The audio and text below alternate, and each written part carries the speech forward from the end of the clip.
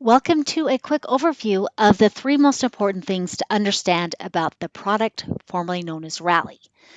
To keep things straight in my mind, in Rally, I mentally group things into three categories: projects, time boxes, and backlog items. The first item we'll talk about is project. Your Rally administrator will create your projects for you. Project in Rally is the container for all of your time boxes and your backlog items. Everything that you do in Rally will be encapsulated into a project. The top project node, like shown here, should represent your product. Your product should be the parent node. Child project nodes should represent your Agile teams. You should have a separate child project for each team. When you create your parent project, be sure you designate that you want to copy all time boxes, users, and shared pages to the child projects, and then those items will be added to the children automatically whenever you update the parent. The second category is time boxes. Click Plan, Time Boxes to view, edit, and create time boxes. There are three types of time boxes: releases, iterations, and milestone. A release represents the program increment timeframe. It contains the name of the PI, the start and the end dates, the planned velocity, and any additional notes you want to add. An iteration is a sprint within a given time box. It is a subset of a program increment. It contains the name or number of the sprint, the start and end dates, the planned velocity, and any additional items you would like to add. A milestone is an important target date, like a release to market. It doesn't have a start and an end date, it's just an end date. This time box is optional. If your market releases correspond with your program increment end dates, then you may not need to use milestones. You could also use it for some significant goal you're trying to reach. Maybe you're going to a trade show and you want to show a certain feature by that date. This will help you track to that. The next item or the next category is the backlog. Everything that you create in your backlog can be associated with one of these time boxes or more of these time boxes. The backlog is a list of all of the work for a given product that is yet to be done.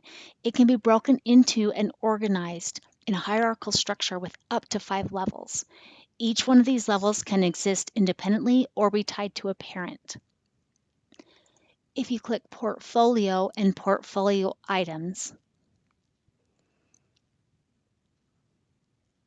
you can see an example of the 5 different levels of backlog items here. The first one we'll talk about is strategic theme, also known in Rally as just theme. It's your parent backlog level. It is a high-level business strategy. It generally spans a long period of time, several years or even the lifespan of your product. The only time box that you can tie directly to a strategic theme is a milestone. A theme can be tied to a parent or a child project, so it can be tied to your parent project or one of your teams, and it is decomposed into solution capabilities. So the second level in my hierarchy, I can create what are called solution capabilities. And a solution capability can be a child to a strategic theme. Generally, my solution capabilities are those items that product managers list in the PRD. A solution capability can span multiple PIs, and it generally spans the same amount of time as your PRD does. The only time box that a solution capability can be directly tied to is a milestone. This can be tied to a parent or a child project, and it gets decomposed into features. The third level in my hierarchy, I can create what are called features. And a feature can be a child to a solution capability, although like each one of these, it can live independently. If you don't tie it up to a hierarchy, that's fine. A feature can only span a single program increment. It can be tied to a release and or a milestone time box.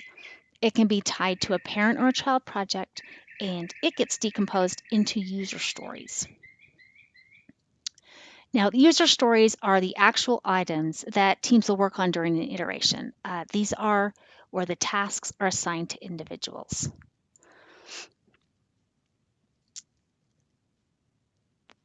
User stories can be a child of a feature. They must be small enough to fit within a single sprint. They can be tied to a release, a milestone, and or an iteration time box. Note that on this page, the only user stories that show are those that are tied to a feature. If you have a user story that is independent of any other parent backlog construct, it won't display in this table. User stories can be tied to features, but they don't have to if it doesn't make sense. Like if you have a user story that's just this one-off user story, it's independent, and it doesn't really tie into a big picture, that's fine. The fifth level is defects. A defect is considered part of your backlog. It can be a child to a user story like shown here, or it can be independent if it doesn't directly relate to a user story in your backlog. Like the user stories, if the defect isn't tied to a user story that is tied to a feature, it will not display in this table. A defect must be small enough to fit within a single sprint, and it can be tied to a release, a milestone, and or an iteration time box. If you want to see all of the user stories and defects, regardless of whether they're linked into these other type of backlog items, click on Plan, Backlog, and this page will list all of them. So there you have it. Those are what I think are the three most important things to understand about Rally: projects, time boxes, and backlog. If you associate all the different things you can do and create and edit in Rally with one of these three categories, it will make it a lot easier to understand the big picture and how everything fits together, and it will make your job a lot faster and easier. Thank you very much. Goodbye.